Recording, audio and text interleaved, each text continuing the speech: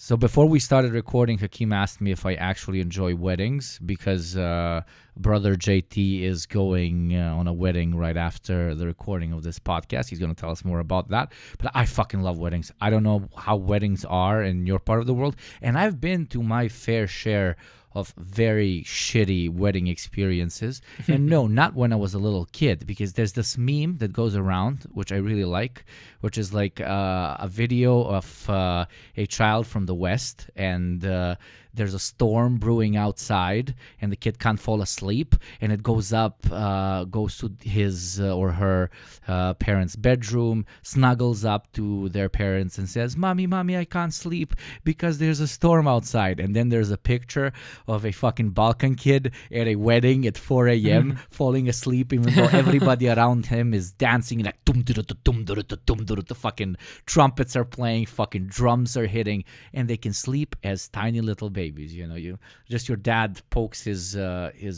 pinky finger in a glass of rakia, just touches your lips a bit, and you pass the fuck out.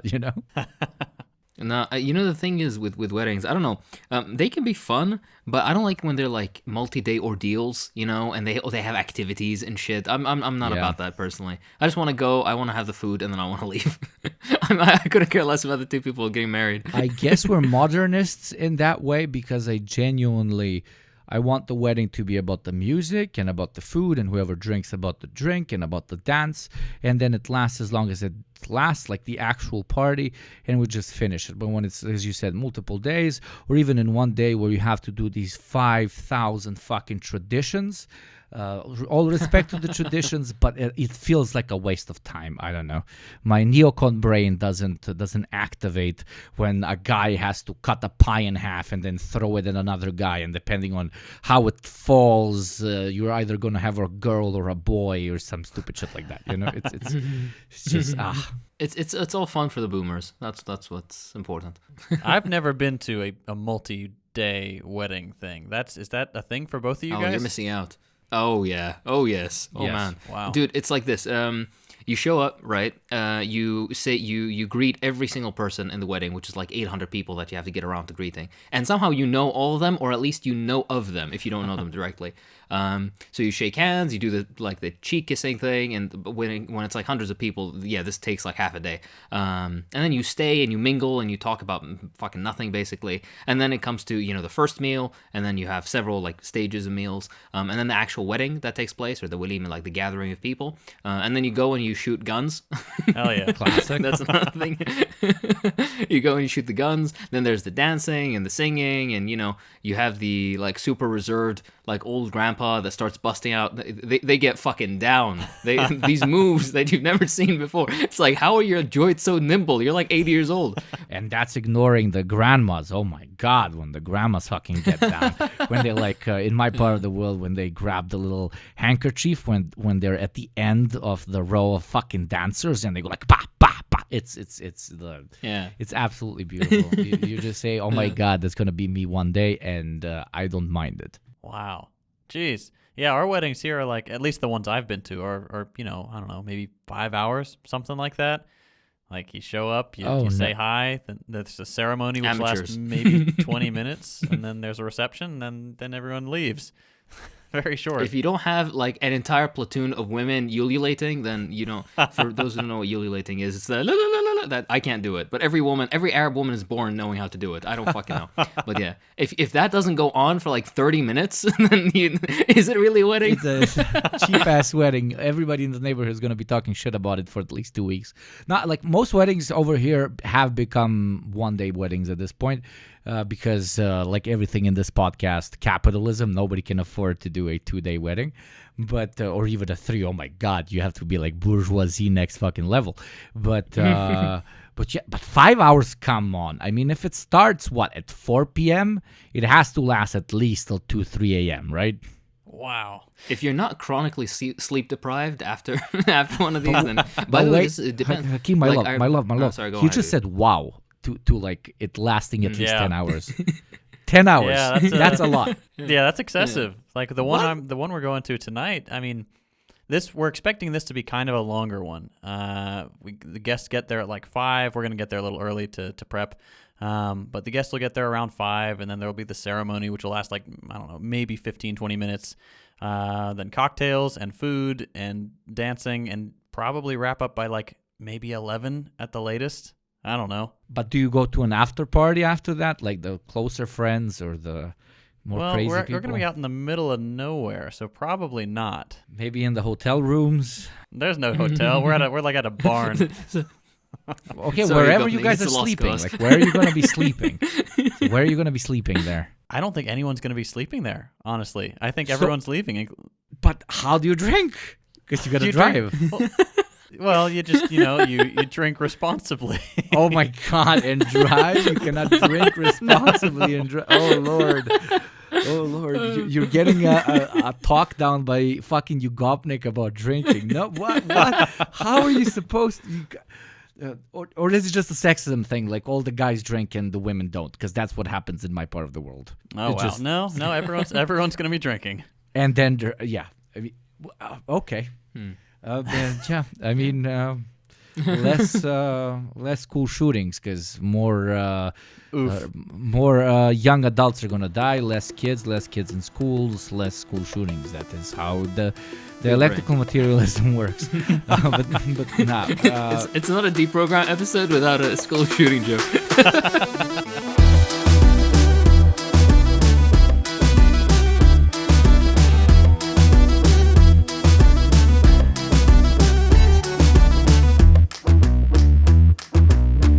Hey, look, I'll cast all this judgment, but between you and I like the shorter ends a little bit more at this point in my life, because I'm not gonna take like 3 days off work for this. yeah, shit. but I'm like, sorry, but the shorter end for you and me is like 12 hours instead of 72. Fair enough. That is not that's 5. That's true. You have a point.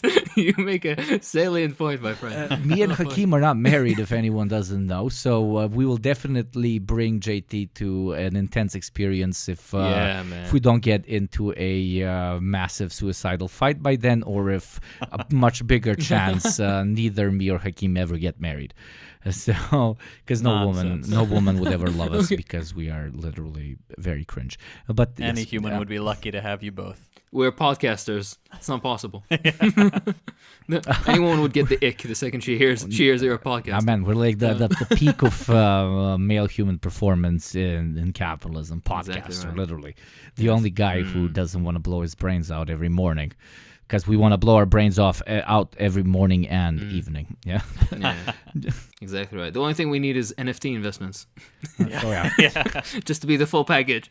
Oh, fuck. Speaking of NFT investments, we have launched 12 of our individual NFTs each, so that is 36 NFTs, and for only the price of the entry point of $5 a month over on our Patreon account, linked below in the description of whatever platform you're listening to, you will get every single NFT. Oh, I'm so confused, but isn't an NFT supposed to be only given to one person instead of to everyone else? Well, no, we have invented a new NFT that gets given to everybody who becomes a patron, and it's called a JPEG. So check out the link below and subscribe to our Patreon, because it literally allows our channel to run and to support our different individual addictions: alcoholism, and burex.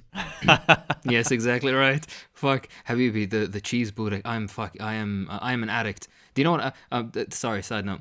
I had for my iftar, mate. For those unaware, iftar is during Ramadan, during our month of fasting. After the sun sets, we break our fast, and the meal is called iftar. I had myself a dirty fucking shawarma with fries and shit. It was not the option to go for, but I was coming late from work. I had nothing else. Oh my god, it was so fucking good with like oh my god, with tahina and everything. Oh, yum. But yes, NFT and sex jokes aside, welcome to yet another episode of the Deprogram. Thank you for joining us yet again. Today we're going to be talking about something that's at the same time relatively broad, and yet something that very specifically impacts our everyday experience in this good old system that we like to call capitalism, which is what we aptly titled the so-called spectacle. The spectacle, in very short-term explanation, which we will dive into throughout the episode, is everything that you choose to spend a certain amount of time out of your day, and depending on your alienation, more and more time out of your day on, which pushes you against doing something in the material world which is actually going to better your material circumstances and your class position in life, as sort of both a mechanism of escaping reality, but also a mechanism which allows you to, at the end of the day, very often survive without wanting to blow your brains out at the end of the day. So we're going to go through multiple things that probably most of you have thought of, but then give our hot takes on, and some things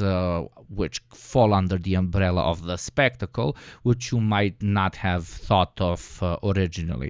They will be cut in between the so-called soft spectacle and hard spectacle, which influence both rhetoric and actions that we take in regular life more intensively or less intensively. But before we even get into that in general, we need to understand what is the spectacle pushing us against realizing. What is the spectacle not allowing us to see as genuine, true, unadulterated material reality, right? And the first thing that it is pushing us against on a daily basis is something that we mention on almost every possible episode, because we really want to impale it into your beautiful little butts, and that is class consciousness. So one of you two guys, if you want to, tell our beautiful listeners, what is class consciousness really? But don't bombard us with hardcore, theory. What is it on like a human level? So, on the theoretical level, it's the stuff you already know. There are two major class groupings in society, proletariat and bourgeoisie, and within these classes, they have their own consciousness. They know what their interests are and where they lie, and as a result, they are organized to certain extents. The bourgeoisie under modern capitalism is far more organized than the proletariat is, because they know what their interests are and they continuously act according to those interests. Meanwhile, the proletariat is more affected, the regular working class is more affected by these spectacles that we see on a day-to-day basis. Be they soft or hard spectacles, we'll get into that in a second. The general idea is when you are class conscious, that means you as a working class person realize where your interests lie, and it's not with the Jeff Bezoses and Elon Musks of the world, it's with Greg down the street or Jose or whoever else. That's kind of play on words. I mean, immigrant labor, or just a white guy down the street who's, or either, or everything in between that as well. The point is, on a fundamental level, you're distracted by these, as we mentioned, spectacles, by trying. The general attempt is for you to not pay attention to the main contradiction that exists within society, within your life, right? So instead of focusing on that which will actually impact your social reality, realizing that class conscious, realizing the class difference and where your class interests lay, and being class conscious, instead you're directed by things that are meant to, well, distract you, be they, again, soft or hard.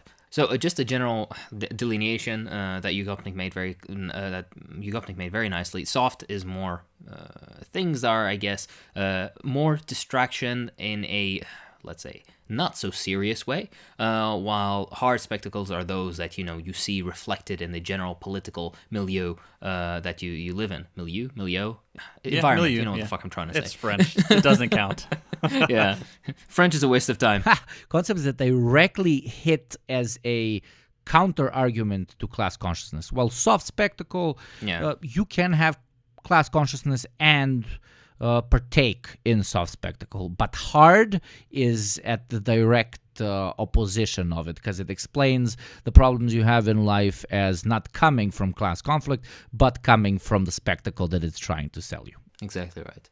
I think we have a list of a couple of them. These are by no means exhaustive, and they're not in any particular order, but we can start with the first one that we ended up writing up, which is celebrity worship, which is something that you see extensively. By the way, celebrity worship is two-sided. Of course, you have, like actresses or actors and musicians, stuff like that. But on the other side, you also have the business celebrity types. I'm talking about, again, Musks and Bezos of the world, and whichever class cucks like to, look up to that garbage. So, Yugopnik, do you want to... Yeah, sure. So it's a big thing, right? It's a lot of people tend to sit down in front of their computer and consume a certain amount of minutes or hours on reading through the biography of someone or reacting to whatever happened at the Oscars or at the Grammys, etc., and feel like, this is just me partaking in the world as it is, and I am not as brainwashed as the person next to me, which is true, but just like smoking cigarettes or doing fucking cocaine, it starts at one point, and then the more fucked up your life is in other aspects, the more you escape to this consumption of celebrity culture as a way of not concentrating on your own life and instead consuming the life of others, which we have deemed as more worth it in the spectacle than the lives that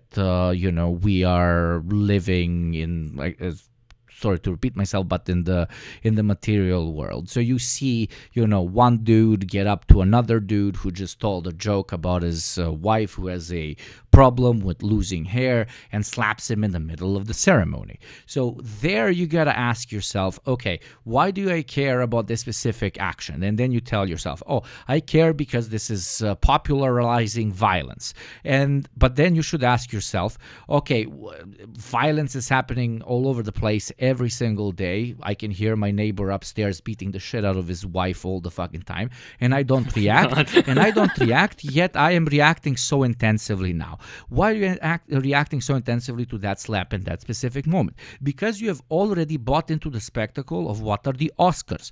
You have bought into the idea that a bunch of people in suits sitting down and giving each other awards about what is supposedly defined as the best film experiences of the year, even though we know that 95% of the time they lose out on the genuine best cinematic experiences of the year. But whatever, you have bought into the spectacle of the Oscars, and somebody came and corrupted your idea of the spectacle of the Oscars through an act of physical violence on screen, and yet you react, even though just to organize that, just to put the food on the table and create the wine that they're drinking on those tables while watching the Oscars, there had to be labor violence inflicted on hundreds or if not thousands of people by underpaying them as fuck in order to make that event happen. But you obviously ignore that. And then because you're so involved in the spectacle of the Oscars and that slap as well, you end up discussing with other people, and even not only discussing, but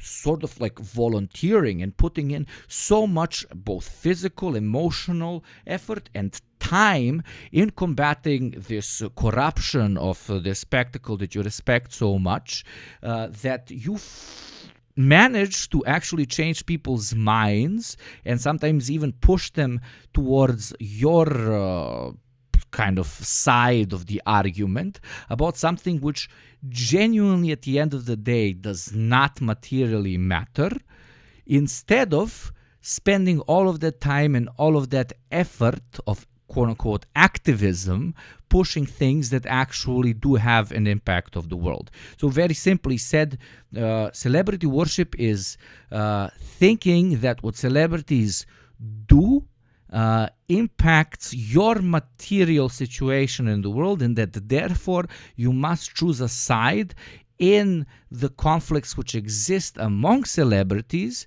in order to actually have impactful change, which is one of the most silly ways to look at the world, that to such an extent that it's fucking ridiculous if you still think so and you're over 15, in my modest opinion. There might be some people who hear this and be like, okay, so what? That's, that doesn't, it's harmless, right? You watch celebrities, it's fun. But I think that soft spectacle is a little bit more insidious than a lot of people tend to think, because say, let's take the United States and the royals, for example. Say I go to the grocery store after work and I'm getting my food for, the week if I planned ahead and stuff like that. I'm spending what little free time I have to go and do this necessary thing. And I get to the checkout line and there are a half a dozen different magazines covering what X royal said to the other royal, or what Oprah talked about with some, disgraced member of the royal family. I don't know any of their names, but you guys probably know what I'm talking about. So You're not missing out on anything. Yeah, I don't get it. I do not understand. But people love it. They'll pick up that magazine and they'll take it home and they'll spend the rest of their free time consuming this charade, this theater about, this stuff that doesn't affect you in any way. I think a lot of people want to kind of live vicariously through that. It's kind of the Downton Abbey effect. It's like, oh yeah, I can see myself in this scenario. But all of these things, if they're not entirely manufactured, none of it matters at all. I mean, these people have the arguments that they have, the social issues that they're dealing with have nothing to do with your life. They're not the leaders of these social movements that it's made to seem in these magazines or on TV. It's so detached from reality, and yet people consume that, and that becomes their reality. When you see a celebrity taking up whatever current cultural battle and singing a song about it, or saying, man, I wish that you had been my son, I would have taken care of you, XYZ, instead of addressing the reality of what's going on in the world, you can kind of offload these problems onto these godlike figures and then let them sort it out. Just kind of consume the problems passively through an alternate reality of humanity where you're so entirely detached from the problem. You become them. So Meghan Markle goes to Oprah and says, look at all these racist monarchs into which I married into. And everybody supports her and everybody says, yo, you go girl, you fucking won. But because you joined on the Meghan Markle train in the beginning, you feel like Meghan Markle. You feel like you were a part of that victory. And that satisfies that part of your innate spirit, innate rebelliousness, which you could have focused on something else. So you don't focus it on something else. You won with Meghan. You did your part for society. Same with people that just vote, Oh, I voted once every 4 years. I did my fucking thing. I'm ready to vote right fucking now. Yeah, that's what I was thinking. Oh, I hate that so much. You think liberals are complacent? I'm ready to shake Megan's hand right now. Just dig a hole and throw them all in it. Fucking hell. But then you have this guy. Oh, fucking love you. Which is no spectacle, like zero spectacle. Yeah. But, a very important point about this is, again, the distractive aspect of this. All these are meant to be distractions to you. I'm not gonna be entirely what's the word in English? Cynical, I think, is the word. Sorry.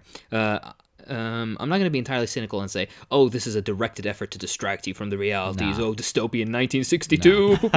It's not that much. It's not to that level, no. But at some level, they know that these distractions sell. Not only do they sell, but they take away from very real issues that, so not only social, economic, political issues that you and I face on a day-to-day basis, right? In the United States, for example, an entire nation was taken up by the stupid fucking Will Smith smacking Chris, what's his name, thing, which that overtook coverage of what's going on in Ukraine, that took over coverage of what was going on in Syria, that took coverage over what was going on in Yemen, that took coverage over the very systematic issues within the United States, which include, for example, the rising inflation rate, which has severely restricted American purchasing power, individual families' ability to purchase basic goods. This is a very important point to always keep in mind. The distraction is the main effect here. Although what both Yugopnik and JT said were very, very true, especially on the point of living vicariously through celebrities or royals or whatever else.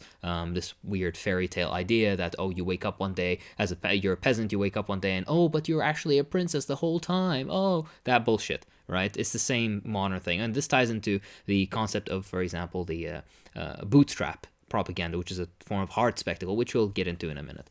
But how about some other soft spectacles? Hit us, Yugopnik. One of my favorites of all time, which, for example, I am a massive victim of, is we had a whole episode where we talked about brain drain, but I like to call this one, and I'm very proud of it, brand brain.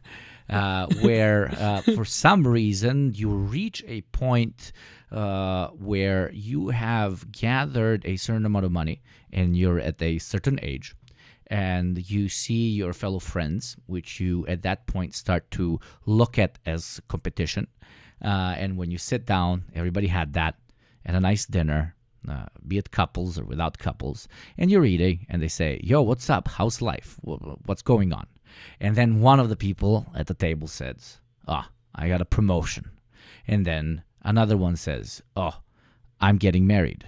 And then another one says, I'm buying an apartment. And some are 29, some are 26, some are 32, some are 22, some are 41. Doesn't fucking matter. But the second everybody says it on the table, everybody starts measuring against each other. So this is obviously the avoidance of actual class analysis and having the working class start competing amongst itself.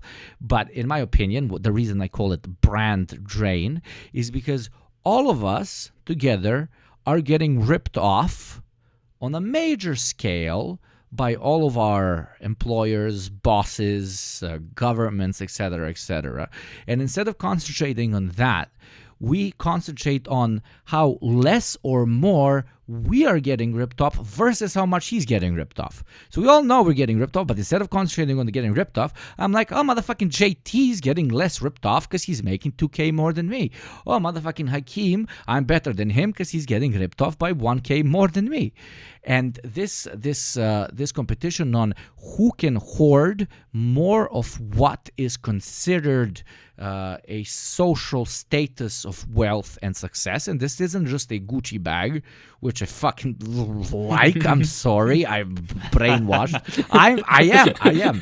But but it's also like the bigger things. Like genuinely, it doesn't even have to be a monetary thing. Like, oh, you did this thing in what is considered social and family steps that you need to take in order to create the ultimate thing that everybody is looking forward to, which is the pink fence with the orange lawn in front of your red house or whatever fucking thing. We made fun of it last time, so I'm the white fence, picket fence, whatever. What the fuck is the picket fence even? Does it have a picket? Oh, what? I'm sorry, but who picks it? Like, why is it picketed? Ignore it. But you start. I mean, I explained it at this point. You no longer look at it from who's fucking you or who's not fucking you. You're just trying to get less fucked than the guy next to you, which ignores that all of you could unite and no longer get fucked. But God forbid that, because you got to be better than Jimmy, who bought a Ford Escort 2022, and you're still driving a Ford Escort 2015. Which even driving a Ford Escort 2015, you're kind of okay off. So okay, sorry, I'm gonna go into Ford discussion now, which is an objectively bad car. Just buy an Audi, you dumb fuck. Yeah, sorry, yeah. Okay, I was gonna say there's a Zizek joke related to this where he says about Macedonians, I think it was, and he's like, oh yeah, so a genie comes to a Macedonian and he's like, wish for whatever you want and I'll grant it to you, but be aware that whatever you wish I'll give twice as much to your neighbor. And the Macedonian thinks for a second and says, okay, take one of my eyes. The vindictiveness of Macedonians, apparently. I don't know. No, it's a thing. All right. Yeah. I love it. About Balkan people in general, not fuck. just actually, the Macedonians are like the kindest little creatures. And there's probably like, I don't know, 50 or 100 Macedonians listening to this podcast. You guys are genuinely like the most nice people on the Balkans, and now there's a Bulgarian and a Greek listening to this, and they're like, oh, motherfucker, kalimera, kalispera, fuck you, because they don't like each other. Okay, now I started another Balkan war. Thank you very much. Okay, enough. We don't need another civil war. The last time it was a guy putting a beer bottle up his ass. This time it's Yugopnik. Depends on what it's based on. If it's based on a little thing known as class, then I can't say that I'm for it because I'll go to jail. Ooh. But what's this? Yeah. Okay. So you guys give your opinions on the internal class competition and being a dick and everything. Yeah. Yeah. I mean, it's the type of thing where it's so ingrained that, like, even if you're aware of it, a lot of times you'll find yourself just automatically talking about something that you achieved. If your buddy's like, I put in a pool in my backyard, you're like, oh wow, that's great. Yeah, my wife and I did that a few years ago. It was a great process. Yeah, if you have any questions, let us know. And I think deep down you think you're doing something nice, but it is like, it's this ingrained need to always be competing with your coworkers, with the average person on the street, even with your friends. You have to constantly ensure yourself that you're doing better than they are. And it's such a toxic way to live. I think a good point to note also is that there's a subtle distinction that we have in our discussion right now, which is there's no issue with, for example, enjoying the so-called finer things in life, right? Yeah. But the issue that we're discussing here specifically is the attempts at, hoarding or accumulating all these things, not because you enjoy them, but just to say, aha, I'm better than my guy here, my neighbor, my coworker, my relative, etc., etc. The idea that you need to socially show off for no other end than to maintain a certain image of a social stature, even though usually that image is built on a house of cards, because, for example, in the United States, it's usually built on credit. These people are in heavy debt. And this goes for vast majority of particularly the Western world nowadays, but even the rest of the world overall. You can't buy an apartment or a home without, a mortgage and with interest rates on it and credit and all that kind of nonsense. Most of the time, you can't even buy a car. A lot of people live their day to day and month to month based on debt. So the and general yet they make point their here lives being look is, like they're living like the high life. But it's all exactly in right, fucking loans. And then you compare yourself to the guy on a loan, and then you get a loan, and then now you're in a loan, but he's getting into deeper loans because now you're competing with them with your loan. And it's No, you're completely right. It's a race to the bottom that at the end, again, to reiterate this point, is nothing but a real distraction from those things that actually affect your material realities, your class interests, and what you recognize with your the rest of those of your class and their political interests or goals. Again, this is just another distraction. But there is a subtlety to the argument, of course. Don't assume that we're saying, oh no, everybody should be equal and wear fucking gray clothes and have the barcode on the back of their fucking neck and eat slop, eat boiled cabbage and eat the crickets. To explain it, explain it in white BMWs, because it is the greatest currency on the planet. If you want white BMW because you are a cheesy motherfucker like me, that is good. But if you want white BMW because it will make you better than neighbor who has white Peugeot, that is bad. Understood. That is brand brain. Wanting things. Yep. We explained. I'm not going to fucking redo it. I believe in the intelligence of our listeners. Which takes us to our next one, which kind of moves between spectacle as you're seeing other people participate in it, and a direct impact of the capitalist mode of production on your everyday life, and in my opinion, one of the most sanctimonious, one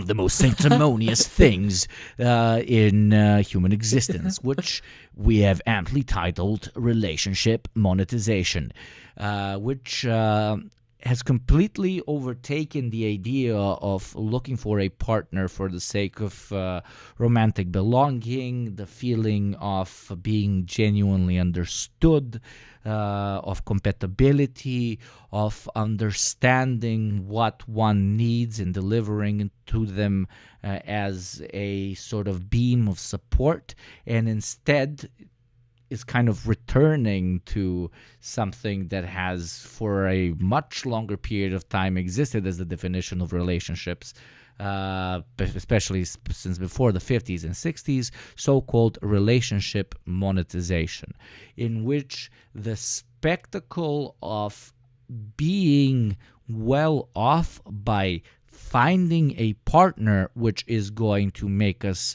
better well off in the local hierarchy, becoming kind of the ultimate chase in which everyone is participating. It's no longer just because we've understood at this point, I think all of us, especially our generations, like JT the Boomer, Hakeem, well, are you born in 2003, and me, a ghost from the Civil War in the United States, obviously fighting on the side of the Confederacy, the original communist experiment. But I love this. Jokes aside, at this point, we have understood that just doing your job and doing the best that you can do at your job is not necessarily going to be enough to put you as the crown jewel in whatever local hierarchy that you're competing in. So what we talked about in the previous episode, a lot of people start, hustling on the side, etc., etc. But a much easier approach for some would be to just find a partner which is going to push them forwards by already having established themselves further in the hierarchy. And that makes us kind of feel like we don't actually have to change the way the whole fucking thing works, as long as we find someone who's already managed to do relatively well in the mode of organization in which it exists in. So why not just, attach ourselves to them, and it's all going to get better. But as we all know, that spectacle very, very often, unfortunately, turns into a nightmare for a lot of young women, men, and NBs.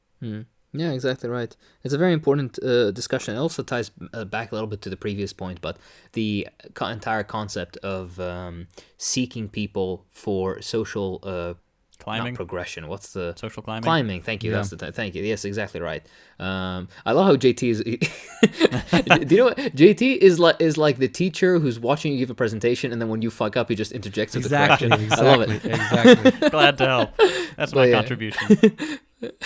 Maybe it's more than that. But anyways, yeah. So it's exactly this point, to facilitate social climbing rather than to love for love's sake, right? Of all people, by the way, Yogupnik has an excellent video on this concept, the commodification of relationships. But yeah, TLDR.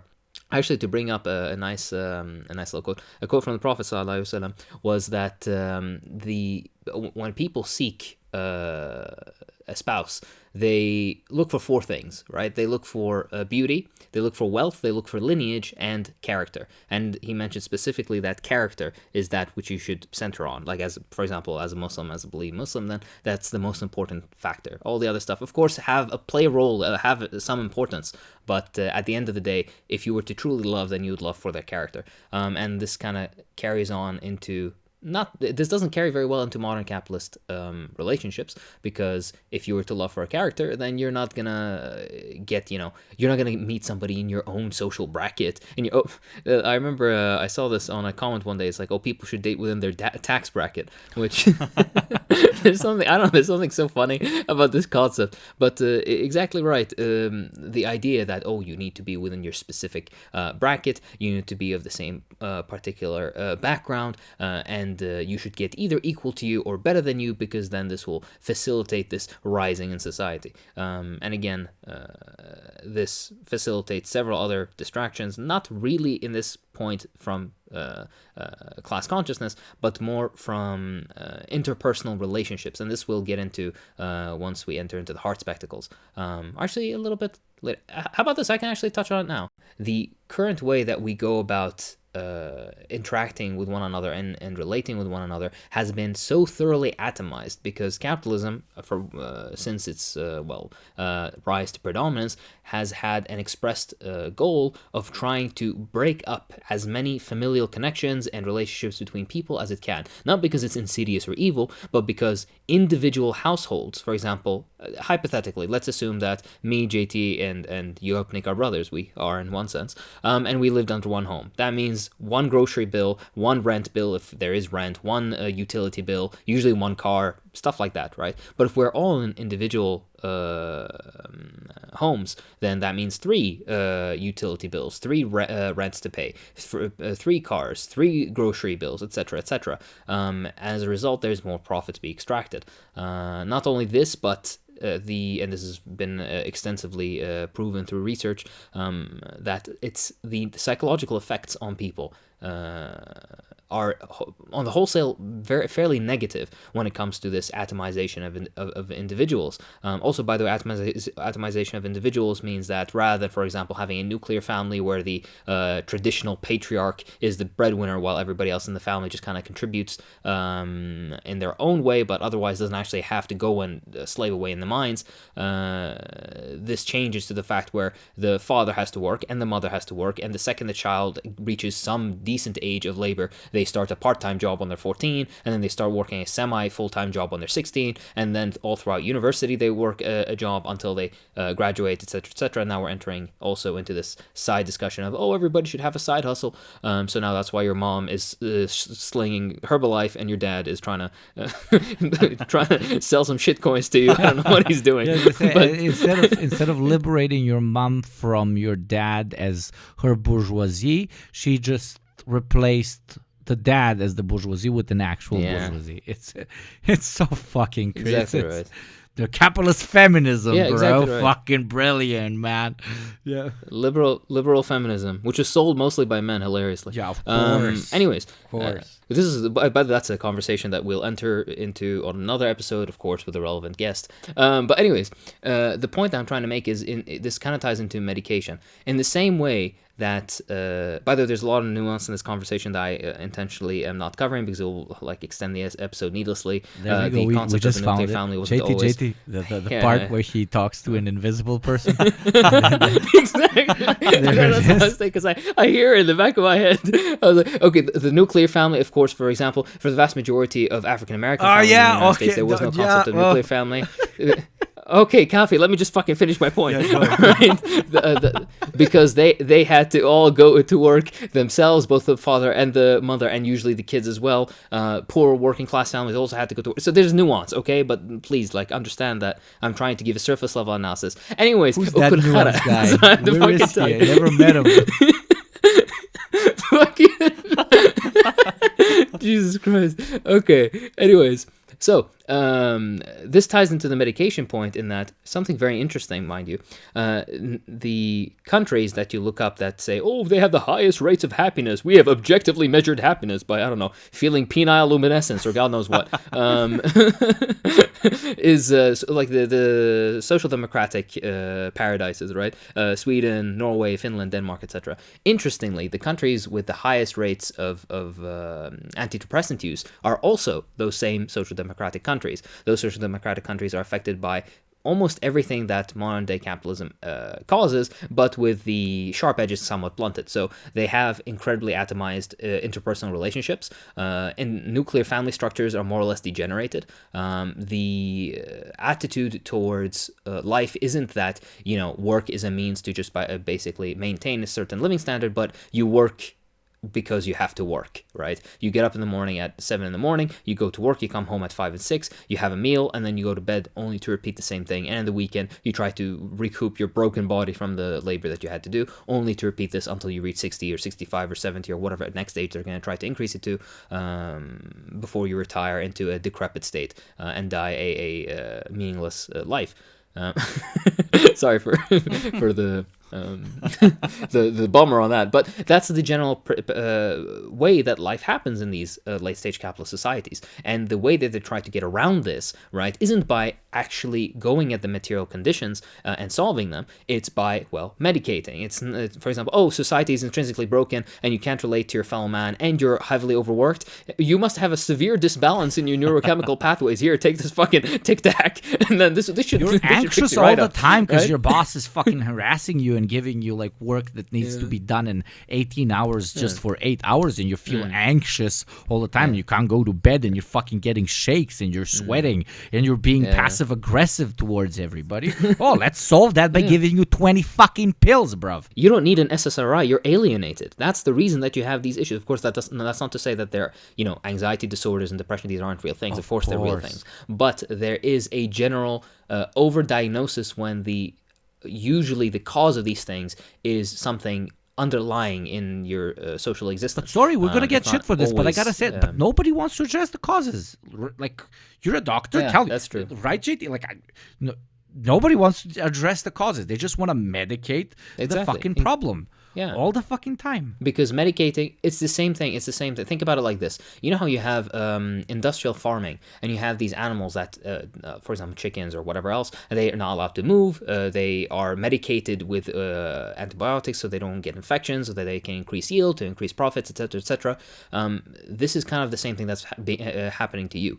You're medicated to quell those feelings of not only inadequacy or anxiety or depression or alienation that you have because of your workplace, because of the society you're in, because of the way that things are set up. You don't have a political say or nor an economic say. You live paycheck to paycheck, and you feel limited and not listened to at work, amongst a million other issues. And rather than treating those things, which would be the socialist way of treating this stuff, the capitalists would rather just kind of throw chemicals at you until you are, what's the word, مسحور, how do you say this, you're deluded. That's the way. You're deluded into thinking that yes, everything is fine because I have my, I don't know, amitriptyline or something, right? So that's the point. And again, that's not to say that, of course, depression, anxiety disorder, etc., aren't real things. Of course, they're real things. But material conditions also play a role. We can't always go the other side of saying, oh, it's a neurochemical imbalance. So that was just my point. Right. Like, it's the same more or less as, you know, someone who self-medicates with alcohol or something like that. You know, you're not addressing the root cause of why you're an alcoholic. I mean, you know, I'll be the liberal voice now. Like, oh, but, you know, it could be genetics. You could be predisposed to alcoholism, whatever. But, you know, if I'm having 6 drinks a night after work because work sucks, I'm not addressing the problem. I'm just, you know, slapping a Band-Aid over this gaping wound. So, you know, the same can go for medication, except medication is seen as a little bit more acceptable because it's prescribed. Exactly right. Absolutely. Yeah. And then if you don't do it through medication, and if you obviously, because you cannot do it by addressing your material conditions, you create a fictional image of yourself, which goes into the kind of next point, on social media. So if people don't see you enough on a daily basis or a weekly basis, if you do not interact with everyone all the time, and you have, for example, moved to a larger city, and the only connection you have to all those people that have bullied you back in high school in Ottawa, small townville, being your Instagram account, Wisconsin. then make sure that every single post, every single story, every single interaction that can create an image of your life running exceptionally well, if you can create that and post it on a daily, weekly, monthly basis, depending on how cool you are. You know, the cool kids do it once a month. The relatively aggressive ones post stories all the day, every day, etc., then why not do it? And at this point, it's become so like innate as a, for at least in my social group, and what I've seen as somebody who's actively given propaganda through social media as a marketer, etc., is that it's become sort of a new way of self-medicating by convincing yourself of your own shit. Like, we used to just lie on social media so that we don't feel awkward about not doing as well, because everybody else is also lying on social media. But we've gotten to a point in which we're believing our own lies that we're posting on social media, which is helping us feel quote-unquote less alienated, because it no longer even matters as much what you're doing in real life. It started mattering more what you look like you're living in real life on social media, if you get my drift. So people that have practiced enough and created a mechanism that is the most sort of automated and productive when it comes to lying about what the fuck is happening in their life, are to an extent living more online than they're living in the real world. Like that episode of South Park where the boys stop dating each other. Yes, I'm quoting South Park. Shoot me in the fucking dick. I'm cringe, I know. Where the boys stop dating girls based on what they look like in real life, but they only date them based on how they look like on Instagram and on Facebook. It's become quite evidently the way we look at each other's kind of even positions in hierarchy. It's not that much of like we go out and I see you and like you like can't talk to a single girl and you can't even drink half a fucking beer, but on Instagram you look like you're getting laid every fucking day. But because it's so ingrained in my brain that you're this Instagram superstar, that's how I have to treat you in front of others. So in a way, TLDR, we started self-medicating through social media and then also self-medicating with medication. We're self-medicating at every instance in which we can. Marx said religion is the opiate of the masses. To quote Zizek, at this point, opiates are the opiates of the masses. I think this is a nice way to, or a nice point to segue into more hard spectacles. These ones I think we can talk about in a bit of shorter fashion because most of these we've kind of covered in one way or another in earlier episodes, but it's good to cover them in a different kind of, from a different angle. The hard spectacles are ones that, as we said, have some reality within the political environment that you exist in. For example, to start off with something simple, the idea that immigrants, they're here to take from you. Again, they're here to, fuck your wife or your femboy that you keep in the fucking basement. I don't know what you guys do with your free time.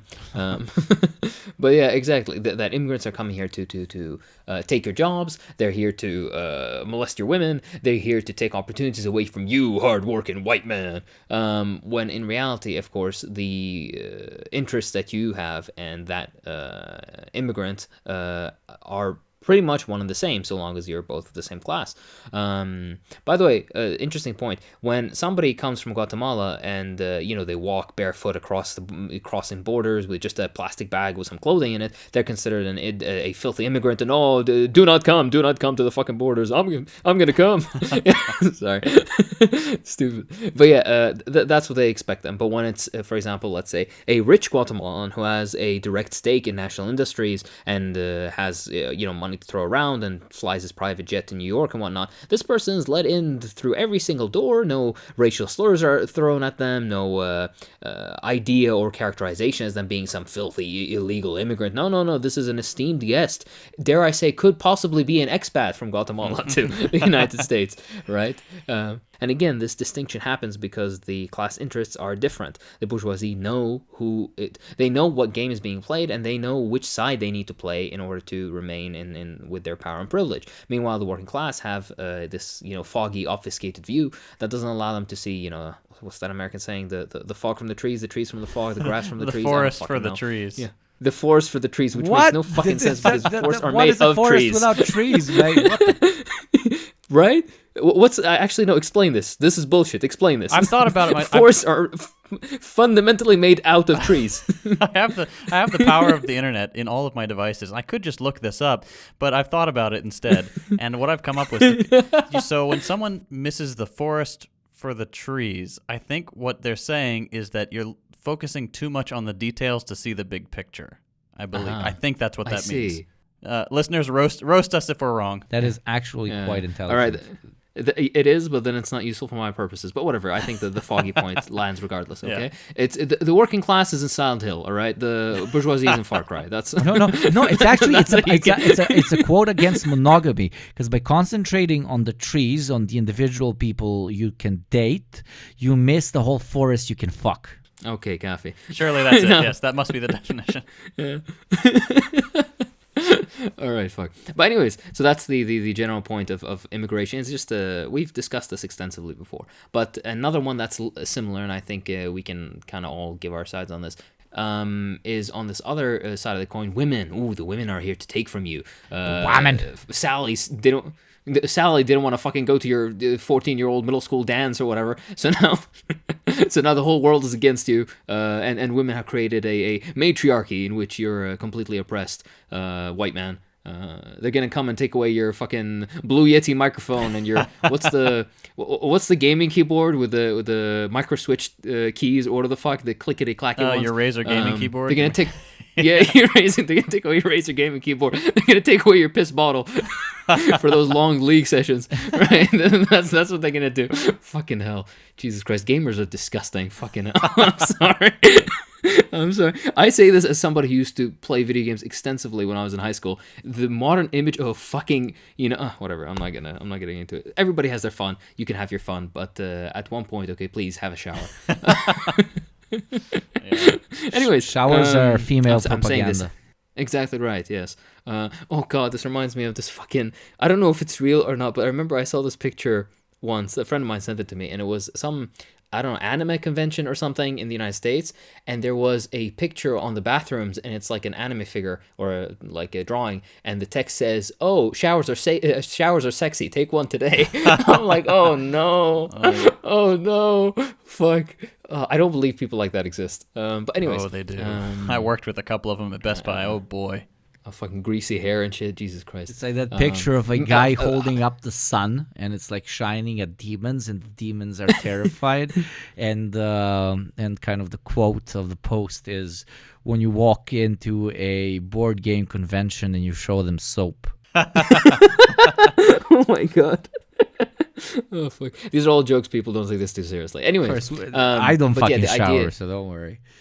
But I don't, because I smell so good. It's to attract all the females, which is only one female that I love that's listening to this. I love you. You're the only one. Please do not break my PlayStation. Kick him to the curb. Go Queen. Anyways, we were saying the idea that, of course, women are coming free, and it's the same thing. There's some idea that, affirmative action is kicking hardworking white men. But yeah, they're coming to push you out of your spot, hardworking white man, because some black woman's gonna take that instead. It's again the same idea. It enters into the political discourse in an insidious way by doing this stupid battle of the sexist shit that you sometimes see. Even amongst liberals, by the way, they try to be well-meaning, but they usually do the other shit. They go the other side where they're like, oh, women are absolutely perfect and can do no wrong, and every man is a fucking patriarchal murderous pig, blah, blah. And they fuel this battle of the sexist shit when you realize, again, this is a distraction supposed to keep you away from the truth. That is, the vast majority of men and women are working class people. They both have similar interests. In fact, the exact same interests, as they have the same class background. To try to bullshit and be like, oh no, women are XYZ and men are XYZ, is nothing more than, again, a distraction from the fundamental class contradiction that exists in society. Exactly, but it's very important to note. I mean, you noted it as well, just to make sure the point is memorized.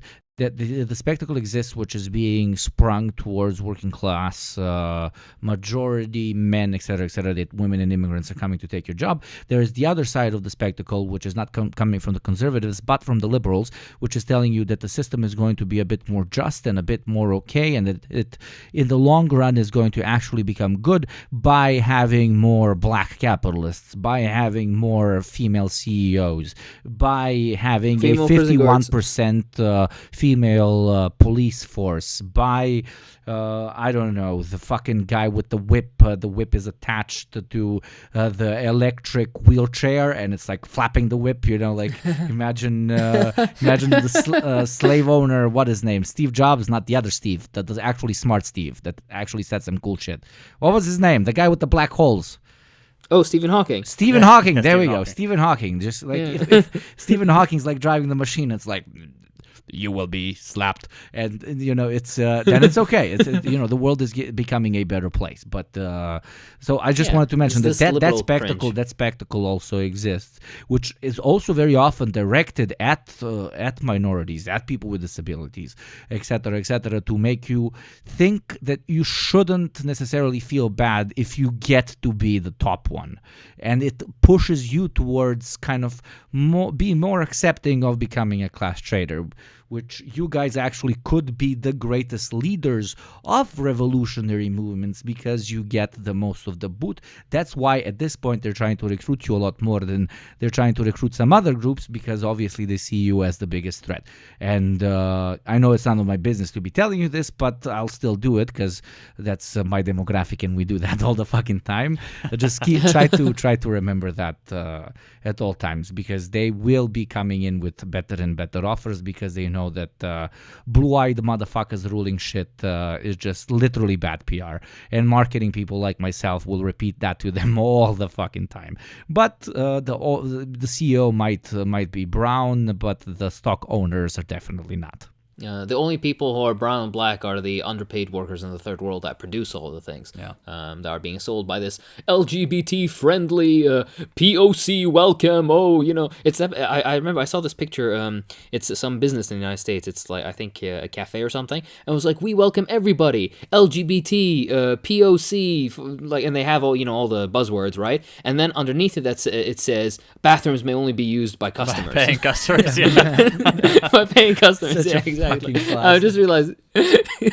So that's that. And I think a segue into this as well is the LGBTQ idea that these people are here also to ruin your life. They're here to destroy the central foundation of what a family is, and they're gonna come and corrupt little Billy, and they're gonna turn him into, I don't know. The hole you put your pee in is not the right hole. Yes, it's the gimp wearing, you know, sadist.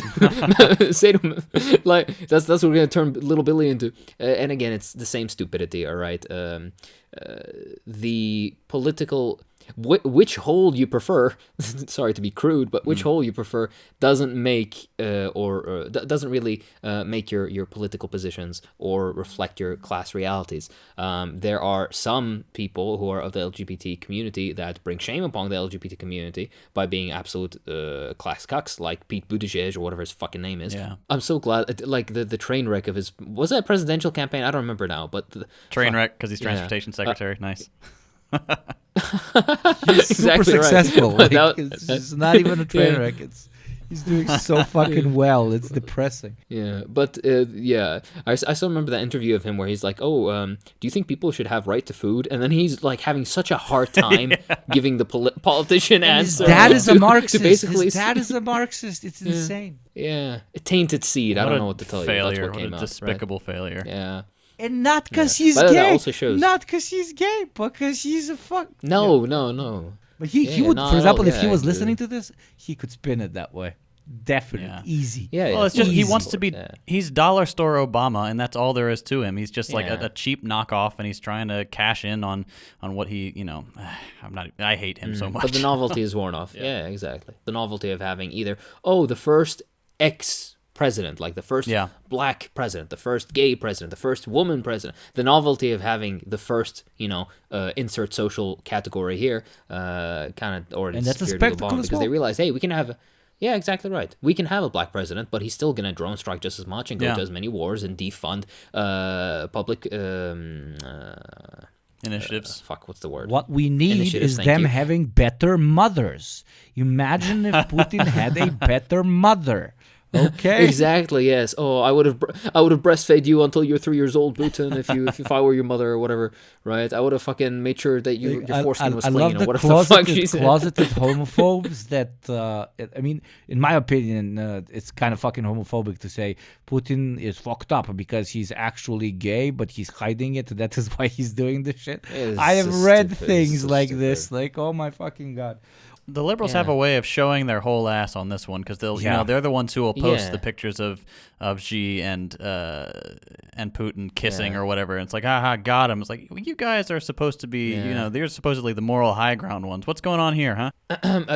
Sorry, JT. Could you remind me? Scratch something and something else bleeds. What was that again? I don't know. Never heard it. something liberal, something fascist. You scratch something. I don't know. Do you sniff it also? I don't know. Anyways, it's the same rotten scent that comes off of them. Yeah. Liberals are a disease. Anyways, so of course, by the way, that's we'll do, I think, an episode also on mask off liberalism. How liberalism always does tend to go mask off and show the very unpleasant underbelly When the of what they pretend spectacle to be, disappears, what we're talking about now, when that disappears, that's when they go full mask off. Very mainstream analysis, but still worth mentioning why they went as mask off when Trump was president, because then the spectacle of the presidency being cultured and polite and well-mannered was no longer there. Therefore, they actually started being ashamed of their own government and their own state. But now, when again they have okay, yeah, what the fuck do they have? A guy that says he likes to touch little girls' hairs on the legs, but yeah, still kind of a guy that says that keeps up the spectacle. They're back to brunch, as cliche as it sounds. Oh, yeah. By the way, sorry, on the mask off point, right? You really do see it nowadays with the like liberals will be like, oh, we love the gays and we love the blacks and oh, bring the immigrants, but every single Russian person is some evil Asiatic horde. Oh, they're just like what's it called? What's that fucking movie with the orcs? Lord of the Rings. Lord of the Rings. Lord, yeah, exactly. Sorry. Yeah, exactly. It's like, and every what's it called? And every Chinese person is a monotonous fucking robot, unfeeling, unfucking right. And every Southern American person is some backwards fucking hillbilly who fucks his sister and has a snaggletooth. Right? It's like these weird, incredibly reactionary and unhelpful ways of viewing the world. It's like they're waiting. It's like they're in a little box and they're waiting, and like the box is closed and they're waiting and the box is opening up, and when the box opens up, the mechanism that opens the box is an excuse to be super bigoted, and they just jump out and like, like they're just waiting for like the perfect little moment, like the goblin, like it's just for racism. It's like, you cannot pass this bridge unless you say a slur. Yeah, exactly right. Yeah. Jesus fucking Christ. Yeah, these people. Anyways, moving on. Another one that I think is does some tangent. Fucking hell. Another one that I think is very interesting when we enter into hard spectacles is the bootstrap propaganda. The idea that everything is possible. Oh, if you just pull yourself. Actually, by the way, just another fucking question. What the fuck is a bootstrap? Why does a boot have a strap? Like your shoelaces. Where's the laces, bro? Yeah. Why don't you call it the bootlace? It's not a strap then in that case. I guess bootlace, pull yourself up by your boot. And by the way, how does that make sense? If you're to pull, you're just going to lift your foot up and then you're going to cause yourself to be right. Like, so you're going to change your center of gravity and you fall. The origin of the expression, it was meant to be sarcastic. It's meant to say like, look, this is impossible. But of course, capitalists took it and ran with it. Like, oh yeah, we can do this impossible thing, which I think is just perfect. It's just the perfect irony that they're trying to sell you this thing that is completely impossible. That is very true. Okay, very interesting. Thank you. Yeah, well, exactly right. Yeah. So the bootlace analogy, which is, oh, you can do anything if you just work hard, you can be like the Bezoses and Musks of the world. If you just, I don't know, sell enough fucking little trinkets on Etsy, you're gonna have your Amazon empire where people can't even have a bathroom break. Have you guys seen that shit, by the way, on Amazon where they ban certain words? Yeah. Where it's like bathroom, union, unfair, prison, shit like this. I'm like, what the fuck? Like, literally 1984, but like seriously, right? What the fuck is this? Honestly. Fuck me. But yeah, that. And that, of course, distracts you because it's a lie. It's a lie that's sold to you. You can't reach these unimaginable heights. Literally practically every single billionaire that you see nowadays has gotten rich either. But there's three ways. Either they did something really fucked up, right? Or they are the relatives or descendants of people who did something really fucked up to the tune of enslaving people, murdering people, forcibly taking over something, either be it land or resources or whatever, which usually involved mass killings and enslavement and whatnot. Or the third chance, which is the least common of which, they got very, very lucky. And the idea for you is, again, it sells you this idea, the fantasy. Just like we mentioned before, that you could be, some poor little peasant girl in a village, but then you realize actually you're the daughter of a mistress of the fucking king, and you're actually a princess. Ooh, exactly. And then you go and live yourself a dandy little royal life with I don't know, some fucking Habsburg looking motherfucker. But the Habsburg shit looking motherfucker. Or Ottoman, same shit. But we're not a show that's trying to like give you excuses for why life is not going well. If you're trying to, or even sometimes succeeding in making your financial position in life better, good for fucking you. We're not knocking that shit in any way by making fun of the bootstrap thing. But what we are knocking is the sometimes it's not the bootstrap thing is not even pushed that much, in my opinion, but by like Elon's and Bezos's, but by dudes that were lucky enough, or okay, fuck you, okay, even through just hard work, okay, let's imagine that fucking thing on its own exists, managed to make a buck or two, and then they sit down on Thanksgiving Thanksgiving dinner and they start giving shit to their cousins because they're still working as a car mechanic. They are the problem. So if you here listening made the decent thing out of yourself when it comes to material shit, don't go spilling fucking beans. Okay, now we're just inventing American sayings, but don't go throwing shit. Yeah, whatever. Don't go trying to tell people that they can do the exact same thing as you, because you don't know in what sort of position they are in. I mean, at this point, I'm just saying an absolute cliche that your parents should have fucking taught you, and that's not to tell people their own fucking business. But for some reason, whenever somebody makes $2 off of DJing in fucking Nantucket, they think they're the new entrepreneur deluxe. So just don't buy into your own shit as much as you think other need to. I was gonna say, by the way, the saying I think you're thinking of is "Don't cry over spilled beans." Is that it? That sounds wrong. don't cry over. No use crying over spilled milk or spilled milk. The one.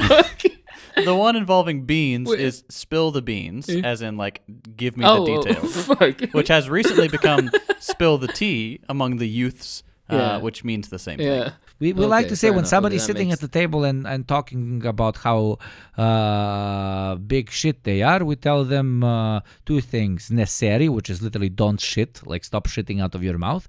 And we tell them znam te pušku kad si pištolj bila, which means, dude, I know you rifle when you were a pistol. So, like, I know when you were nothing. Like, I know who you, actually are. But people who make money tend to forget that people who are born with money will never accept them as one of them, but that's a different story. I think one interesting thing to notice is that the people who are most often selling you the bootstrap propaganda are not the massively wealthy billionaires at the very top. It's not Exactly. Jeff Bezos. It's not Elon Musk. It's not Mark Zuckerberg, any of those guys. They keep their mouths shut. They're smart. They know what they're doing. They've got their money. They don't need to do that.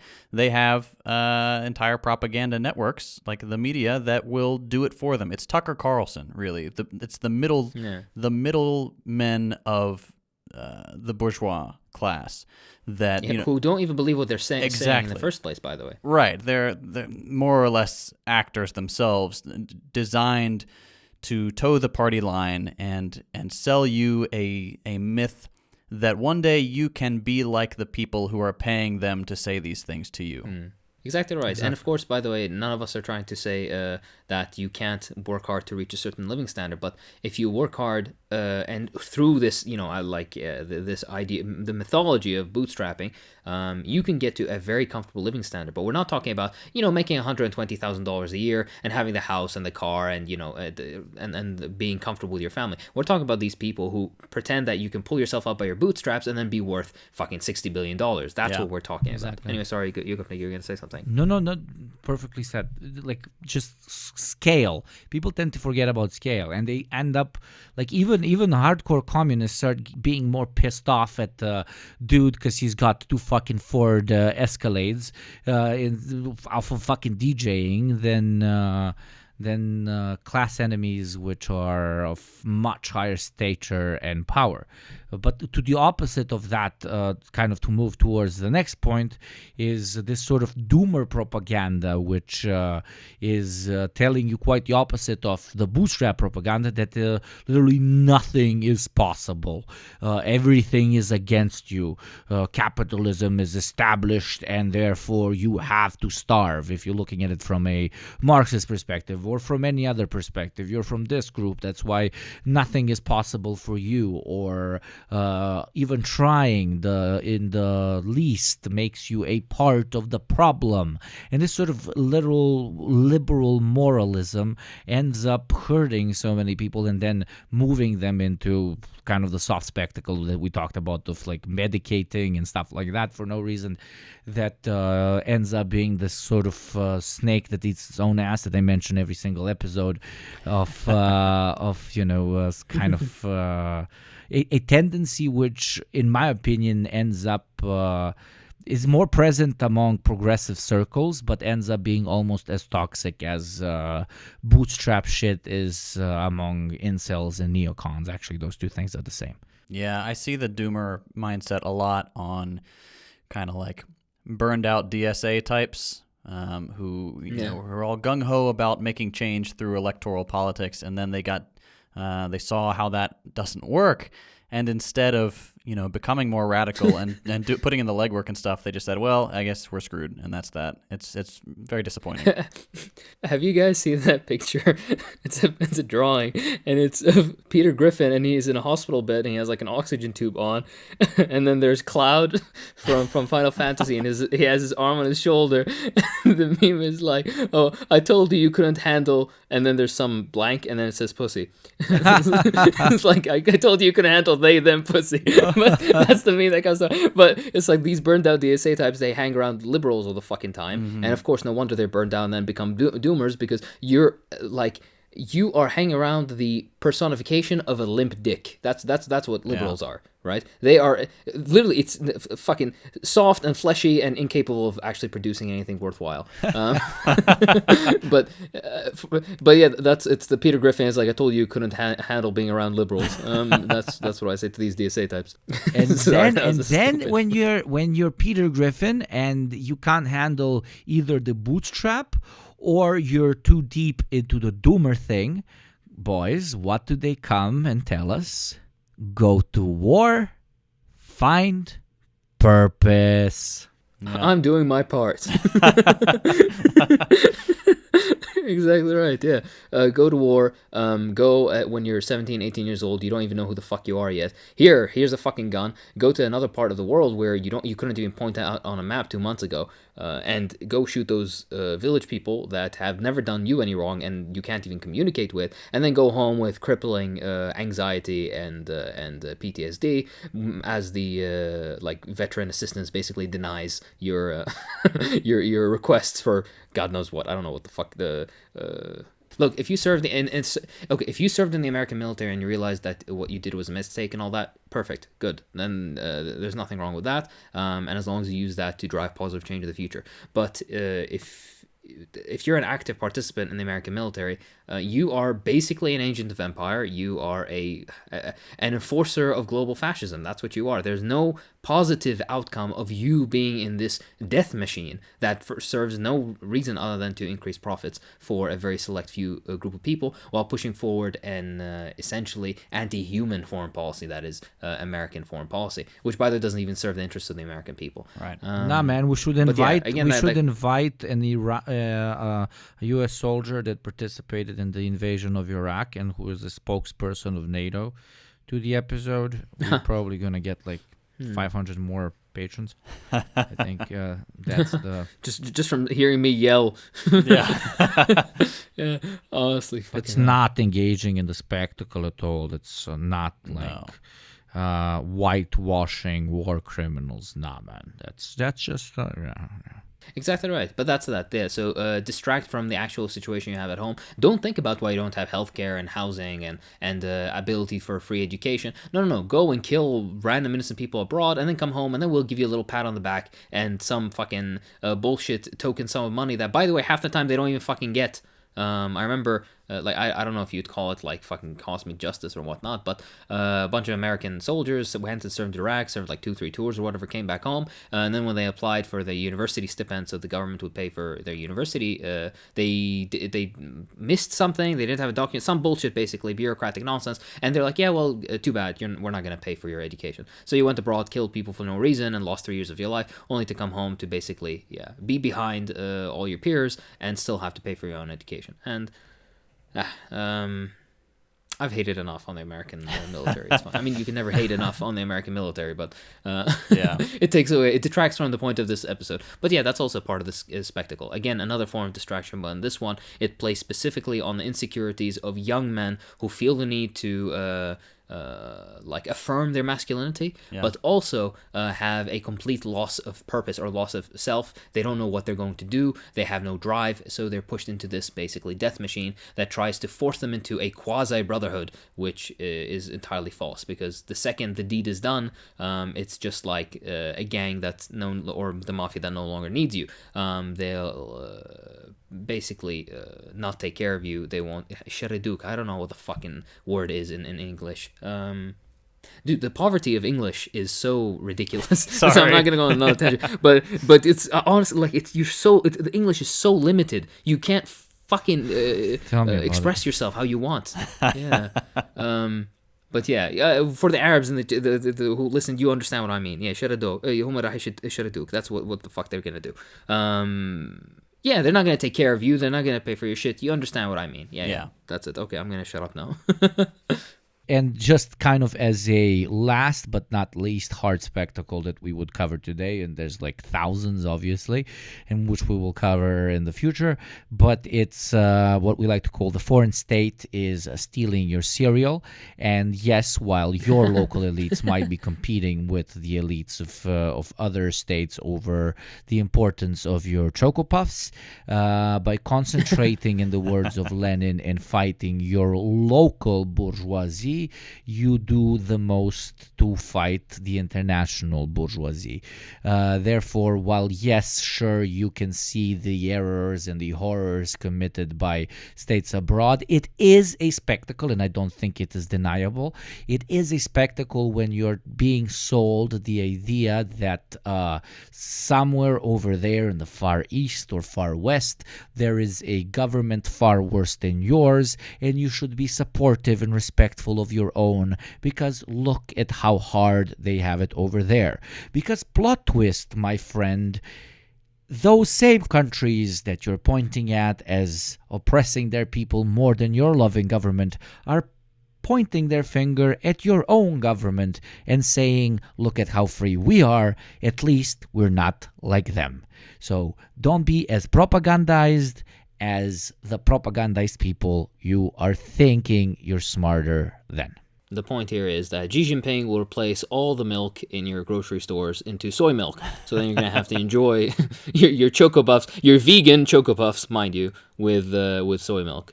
Anyways, and with all that said, this has been a very preliminary superficial look into all of this. There are many more soft and hard spectacles, and there are many different perspectives we can approach this from, but this was a preliminary analysis just to kind of get the mind running and hopefully give you a laugh or two. With all that being said, we of course appreciate everybody who supports us on Patreon. Without you guys, the show would not be possible. And we appreciate every single one of you. There are all sorts of perks. You can check it out on the Patreon. It's in the description box and any info box around whatever podcast platform you're using. But with that said, this has been the Deprogram. I'm Hakeem. I'm JT.